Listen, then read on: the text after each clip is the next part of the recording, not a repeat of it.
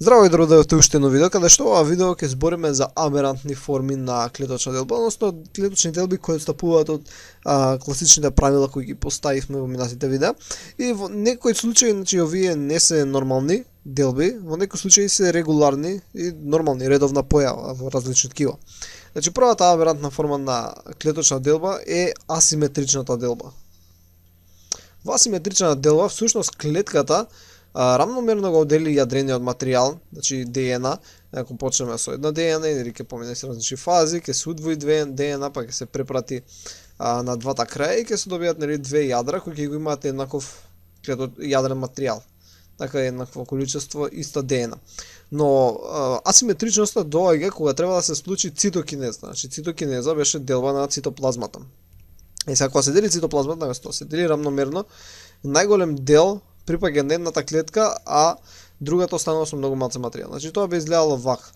Ќе се добијат две клетки, каде што едната клетка ќе го добие најголем дел од цитоплазмата, дека другата ќе добие многу мал дел од цитоплазмата.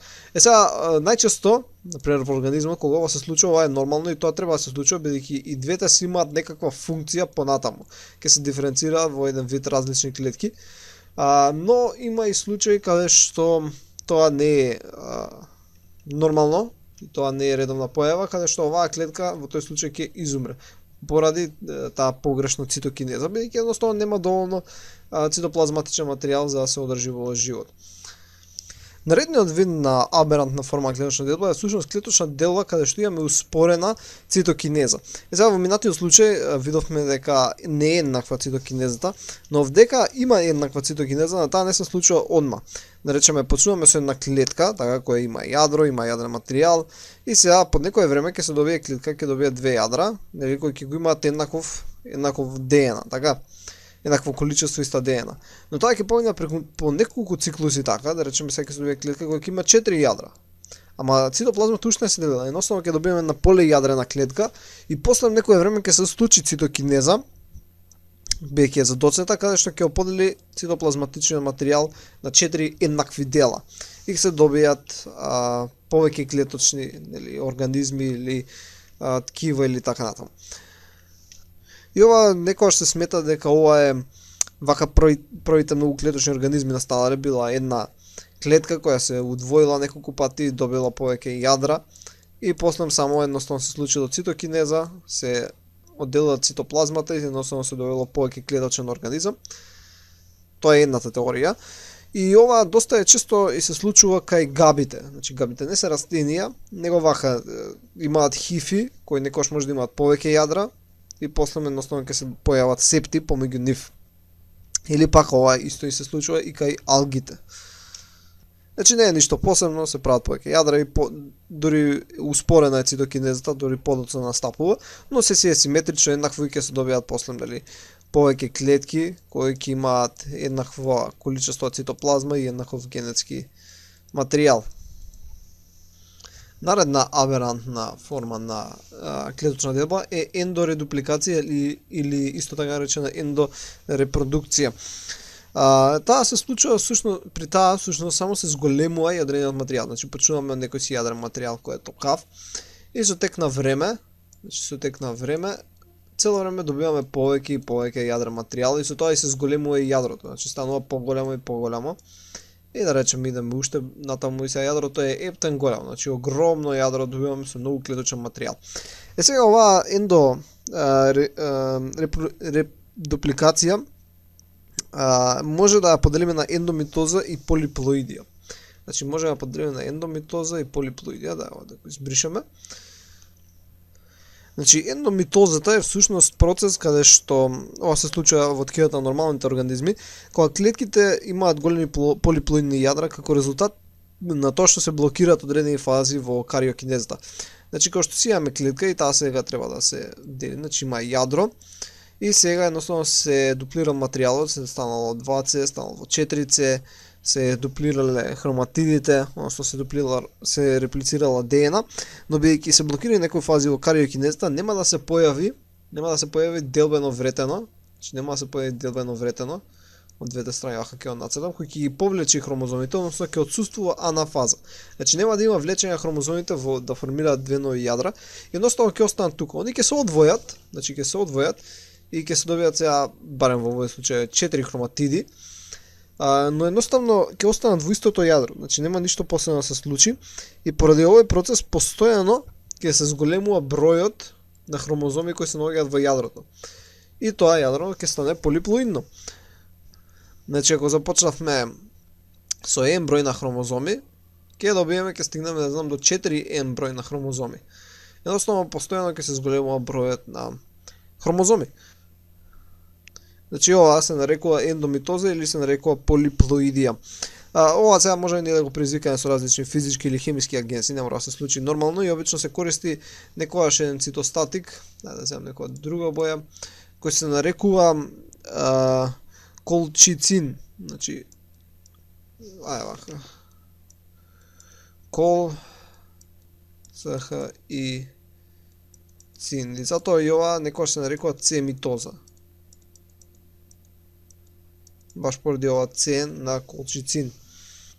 А другиот начин на ендоредупликација, значи другиот начин на ендоредупликација, овде ќе обележиме, е политенизација. И ова го разгледавме кога зборевме за некои посебни видови на хромозоми, односно што се случува. Значи го имаме јадрото, имаме клетка, имаме јадро, имаме генетски материјал и он ќе се дуплира, ама вака да го зголемиме. Значи речеме дека ова е јадрото. Ова е јадрото.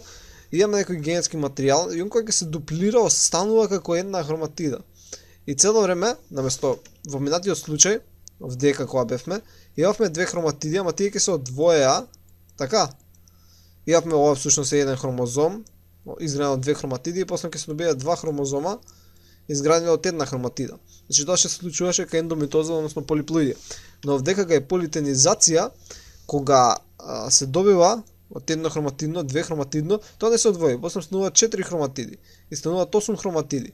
И така станува еден огромен хромозом се добива. Значи еден огромен хромозом кој е изграден од многу хроматиди. И вакви ги има повеќе. Значи огромни хромозоми кои се изградени од повеќе хроматиди и они сите може да се приспојат на некое си место и да образуваат едни политенизирани хромозоми кои се всушност едни гигантски хромозоми за кои зборавме во видеото за посебни видеи на хромозоми. Значи, ова е политенизација, ова беше полиплоидија. Да не ги мешаме.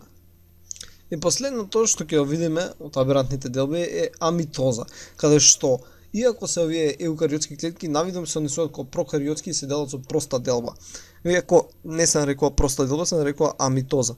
Што се случува? Значи имаме една клетка, значи имаме јадро и тука е деспирализиран целиот генетски материјал, но е дуплиран, значи е во 4C форма. Иако тоа не е да толку важно, ама да речеме е во 4C, се наоѓа во интерфаза.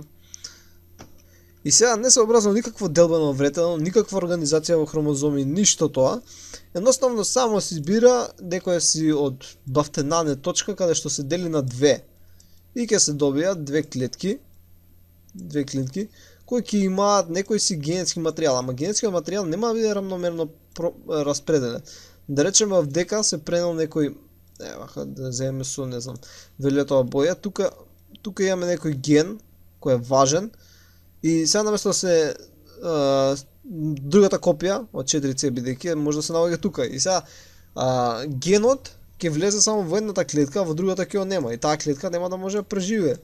А истото ќе се случи например со другата. Тука може да има некој ген кој е многу важен за опстанокот, зелено бележено, и нема да се пренесе во таа горната клетка и таа ќе изумре зашто го нема потребниот ген. Добро, сега ова не мора секогаш да значи кај некои попрости организми, особено тие кои имаат полиплоидија, значи кај што веќе има голем број на генетски материјал, и да се случи ова, пак има голема шанса дека ќе се пренесат сите потребни материјали. Односно, нели зборевме кај полиплоидни клетки. Тоа беа овие, така кои што има голем број на N. И сега ти ако имаш една клетка таква, да речеме имаме една клетка каде што имаме голем број на хромозоми кои се сите копии од една друга, и ќе имаме многу N. Значи имаме N еднакво на многу, ќе биде некој голем број, например 4N. Е сега и ти да го сечеш, да поделиш вака од бафтенане, има голема шанса дека во двете клетки кои ќе ги добиеш, ќе имаш материјал, да, можда дека ќе има нешто вишок, дека нема да има вишок, ама тој вишокот не е важен. Значи тебе ти е важен само главниот материјал кој ти е потребен за да се опстојам во живот. Се што е вишок, нека биде вишок, не пречи.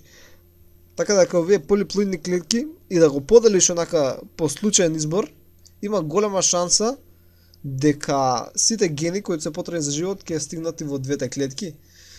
Така да ова би било изводливо да се направи ако е потребна брза делба. Не може да се чека на образување делба, вретело, митоза, мејоза и така натаму. Добро, значи тоа е една ова како слика за една сумација на сите аберантни форми на клеточна делба. Значи имавме каде што цитоплазмата се дели убаво, каде што првен се дели јадрото, па потоа цитоплазмата и ендодупликација каде што се дуплира генетскиот материјал, ама не се распределува во две нови клетки. И овдека кај што се дуплира, ама не ни се одвојува од хромозоми и нели стануваат како политедни хромозоми. И амитоза, односно еден вид на проста делба, иако не се нарекува проста делба. И тоа беше се за ова видео, ќе се видиме во наредното видео. Довидување.